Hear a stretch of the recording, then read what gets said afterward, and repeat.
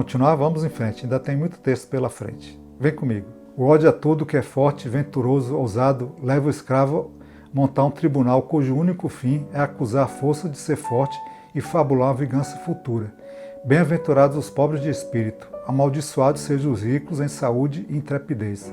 Bem-aventurados todos aqueles que choram e vivem na tristeza, diferente daqueles que sorriem e são felizes. Bem-aventurados os mansos, malditos sejam os que agem, conquista e luta. Bem-aventurados os perseguidos, porque Deus haverá de julgar aqueles que os perseguem.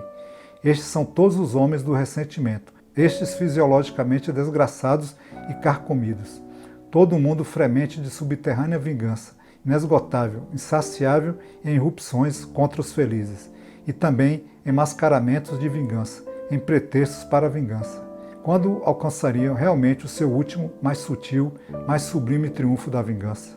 Indubitavelmente, quando lograrem introduzir nas consciências dos felizes sua própria miséria, toda a miséria, de modo que estes um dia começassem a se envergonhar da sua felicidade e dissessem talvez uns aos outros: é uma vergonha ser feliz. Existe muita miséria, retaliação postergada, ódio contido. A dor é dada um sentido, a vingança oferece ao espírito um meio, a vontade mesma está a salvo. Claro que nesse processo o ressentimento se torna mais doente, mas também muito mais interessante. Não podemos negar.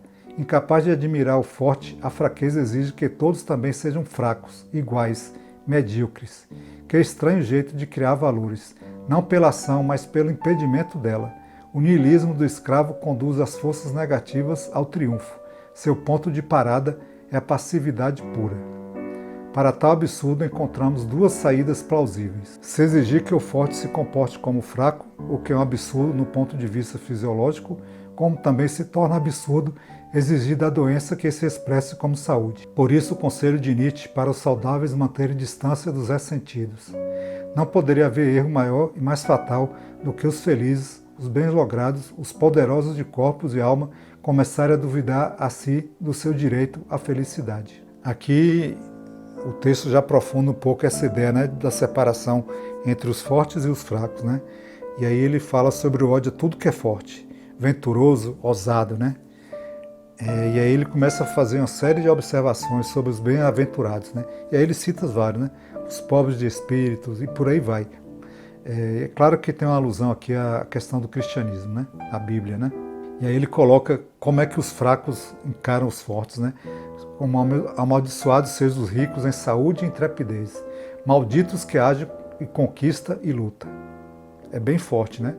E aí ele também nos diz, né? Bem-aventurados os perseguidos, pois Deus vai julgar os que perseguem. Ele está sempre fazendo esse contraponto de como a religião, né, enfraquece o homem, né? Como ela é contra os felizes, né? E os felizes acabam começando a se envergonhar da sua felicidade. E uma coisa interessante que eu achei aqui é que a fraqueza começa a exigir que todos sejam fracos, iguais e medíocres. Já pensou? E aí ele nos coloca as duas saídas. Uma é exigir que o forte se comporte como fraco, que é um absurdo, né?